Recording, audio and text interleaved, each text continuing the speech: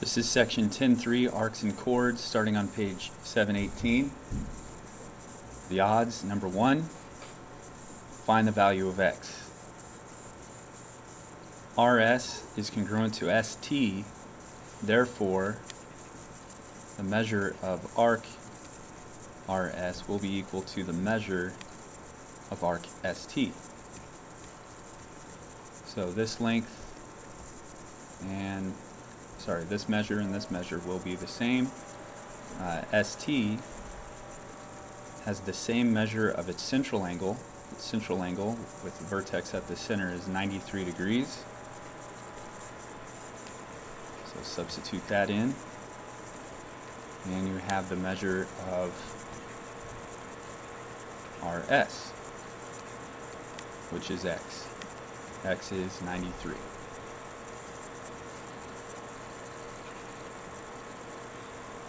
Number 3.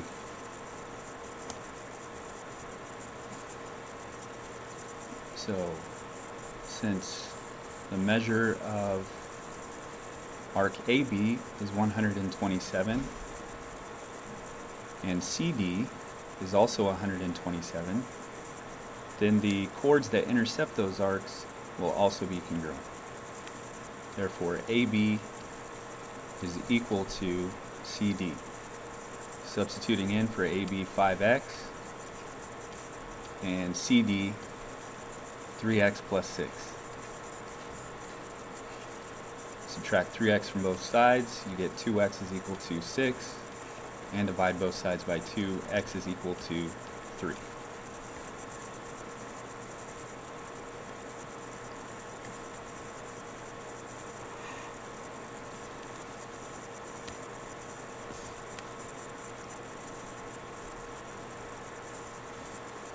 For number 5, in circle P, JK is 10. So I'm going to draw that into my diagram here.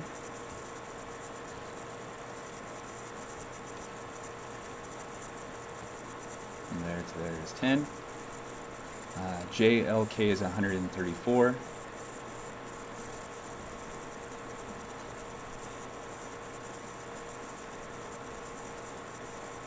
Find each measure. For number 5, we want to find the length of PQ. So this length.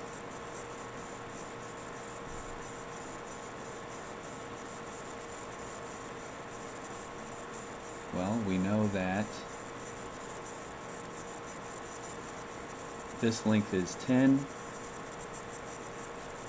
Half of that is 5. We know that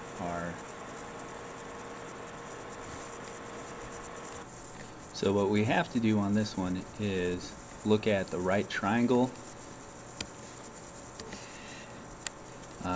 that is needed to solve this problem. So I'm talking about this right triangle right here. So if I blow that picture up, label it J, Q, P, and I put in our known information. Well, it tells us that the radius is 6, so it doesn't matter whether the radius goes this way or it goes to the edge of the circle this way. That makes JP 6. We have our right angle here, so 6 is the hypotenuse. We know that JQ is 5. Since we're given that JK is 10, so it's half of it because the radius is perpendicular to this chord, so it's going to split this chord in half. So JQ is 5, and we want to find QP, so we'll call that A and we'll use Pythagorean theorem. So we have A squared plus 5 squared equals 6 squared, or A squared plus 25 equals 36. Subtract 25 from both sides. A squared is equal to 11, and take the square root of both sides. So A is equal to the square root of 11, which is approximately 3.32.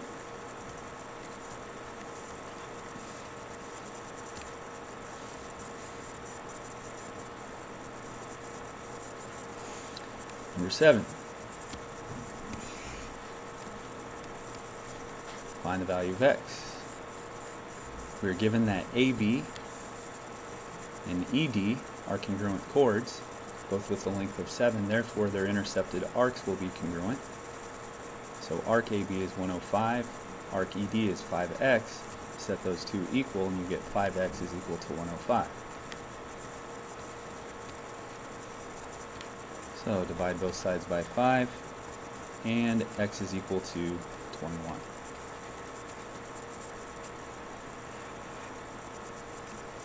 On number 9, we're given that LM and PM are congruent chords, therefore their intercepted arcs will be congruent.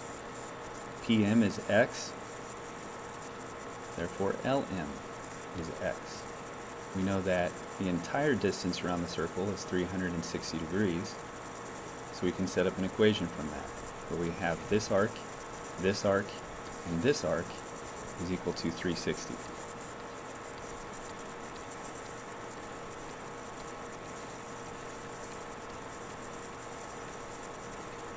Okay, so combine like terms and subtract 106 from both sides. And you would get 2x is equal to 254. Divide both sides by 2, and x is equal to 127.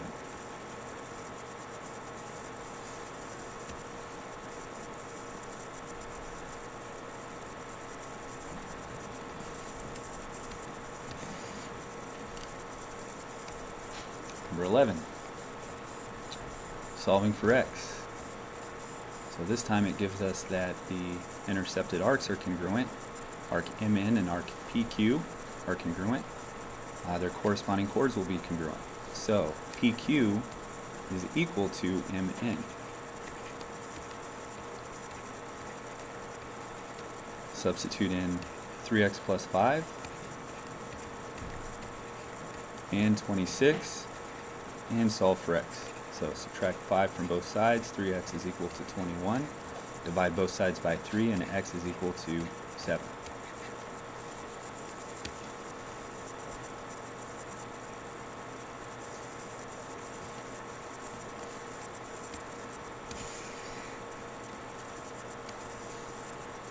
Number 13, circle C is congruent to circle D.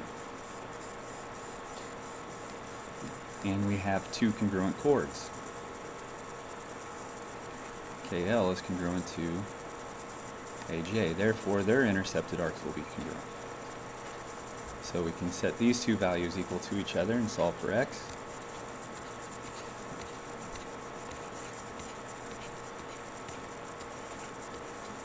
Subtract 3x from both sides.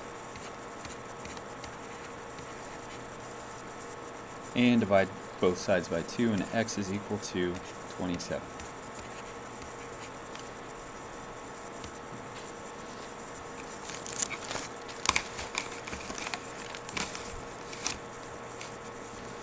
Number 15, modeling. Angie is in a jewelry making class at her local arts center. She wants to make a pair of triangular earrings from a metal circle. She knows that arc AC is 115 degrees. If she wants to cut two equal parts off so that arc AB is equal to arc BC, what is x? Well, we have two congruent chords, AB and BC. Those are marked congruent. Therefore, the intercepted arcs are congruent, so arc BC is x. Therefore, arc AB is x. So we have this part of the circle is x, this part is x, and this part is 115, which takes us all the way around the circle, so set up your equation equal to 360.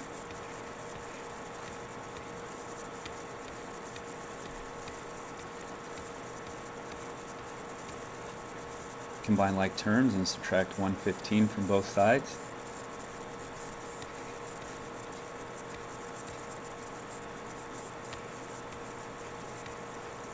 So 245 equals 2x, and divide both sides by 2, and x is equal to 122.5 degrees.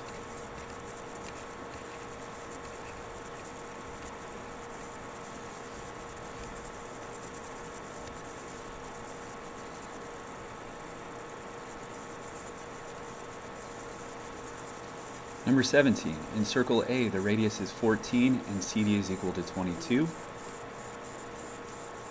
So let's put that in our diagram here.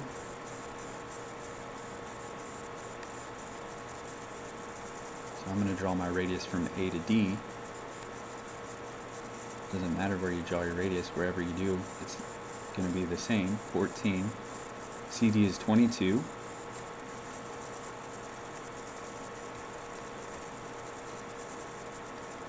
And we'll round to the nearest hundred. So if we want to find EB, looking for this length here. Well, we know that AB is going to be 14 because it's equal to AD because it's also the radius.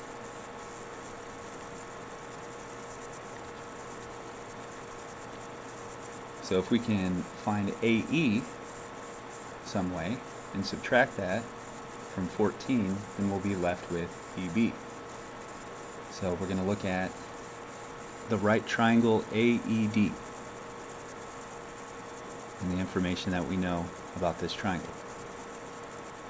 We know that ED is half of CD because the radius is perpendicular to the chord. So half of 22 would give us 11 for ED.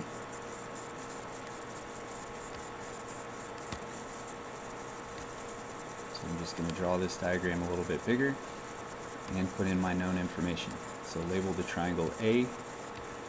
E is here, that's where my right angle is at, and D. We know that the radius is 14, that's the hypotenuse across from the right angle. AE is what we want to find, we'll call that A, and ED is 11, half of 22, half of the chord. So Pythagorean theorem, A squared plus B squared is 11, C squared is 14.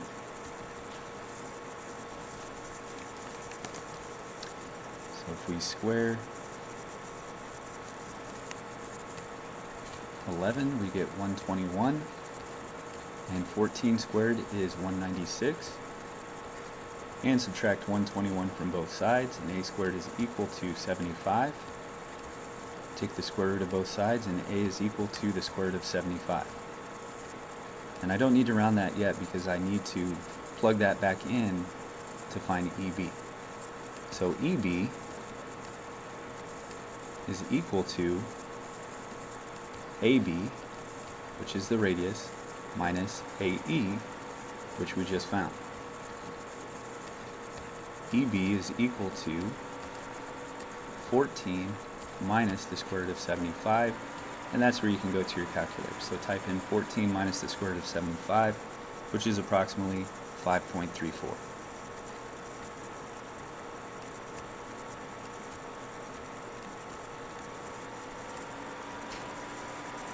And we'll pick up from there on the next video.